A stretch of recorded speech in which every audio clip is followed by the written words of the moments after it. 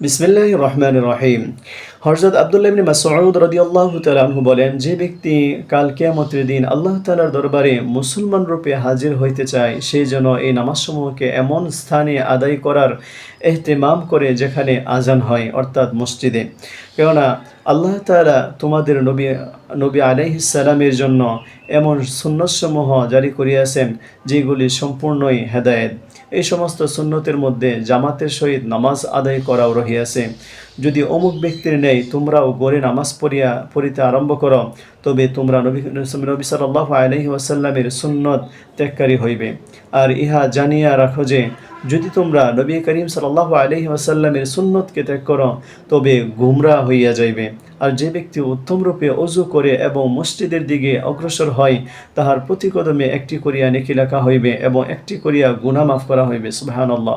হুজুর সাল্লাল্লাহু আলাইহি ওয়াসাল্লামের জামানায় আমরা নিজেদের অবস্থা এইরূপ দেখিতাম, যে ব্যক্তি খোলাখুলি মুনাফেক সেই কেবল জামাতে সামিল হইত না, নতুবা সাধারণ মুনাফিকরাও জামাত ছাড়িয়া দেওয়ার সাহস করিত না।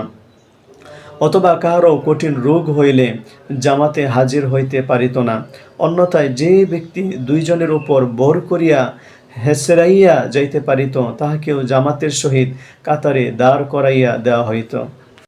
ফায়দা: সাহাবায়ে কেরাম রাদিয়াল্লাহু তাআলা আনহুমের নিকট জামাতের এত ইহতিমাম ছিল যে অসুস্থ অবস্থায় কোনো রকমে জামাতে উপস্থিত হওয়া শক্তি থাকিলে তাহারা অবশ্যই জামাতে শরীক হইতেন। এমনকি দুইজন লোকের সাহায্য গ্রহণ করিয়া হইলেও যদি যাওয়া সম্ভব হইত, তাহা হইলেও তাহারা জামাত ত্যাগ করিতেন না। আর কেনই বা এমন হইবে না?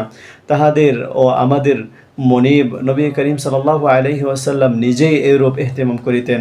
এই জন্য হুজুর সাল্লাল্লাহু আলাইহি ওয়াসাল্লামের অফাতকালের অসুস্থতার সময়ও ঠিক এরূপ অবস্থায় পরিলক্ষিত হইয়াছে। রোগ যন্ত্রণায় বারবার বেহুশ হইয়া পড়িতেছিলেন, কয়েকবার অজুর জন্য পানি চাহিলেন, অবশেষে একবার অজু করিলেন এবং হযরত আব্বাস রাদিয়াল্লাহু তাআলা আনহু এবং অন্য একজন সাহাবীর সাহায্যে মসজিদে তাশরিফ লইয়া গেলেন। তখন অবস্থা এই ছিল যে ভালোভাবে তাহার পা মুবারক মাটিতে জমাইয়া রাখিতে পারিতেছিলেন না। তাহারই নির্দেশে হযরত আবু বকর সিদ্দিক রাদিয়াল্লাহু তাআলা আনহু নামাজ পড়াইতে আরম্ভ করিয়াছিলেন। হুজুর সাল্লাল্লাহু আলাইহি ওয়াসাল্লাম পৌঁছিয়া জামাতে শরীক হইলেন।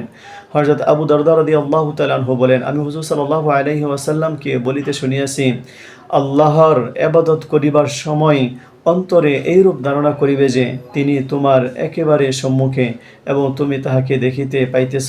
তুমি নিজেকে মৃত ব্যক্তির মধ্যে একজন মনে করিবে, নিজেকে জীবিতদের মধ্যে মনেই করিবে না। তখন না কোনো ব্যাপারে আনন্দ হইবে না দুঃখ।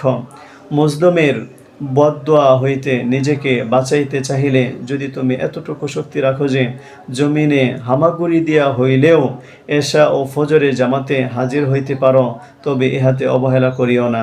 এক হাদিসে বর্ণিত হইয়াছে যে এশা এবং ফজরের নামাজ মুনাফিকদের জন্য অত্যন্ত কষ্টসাধ্য। যদি তাহাদের জানা থাকিত যে জামাতের সওয়াব কত বেশি, তা হইলে জমিনে হেঁচড়াইয়া হইলেও আসিয়া জামাতে শরীক হইতে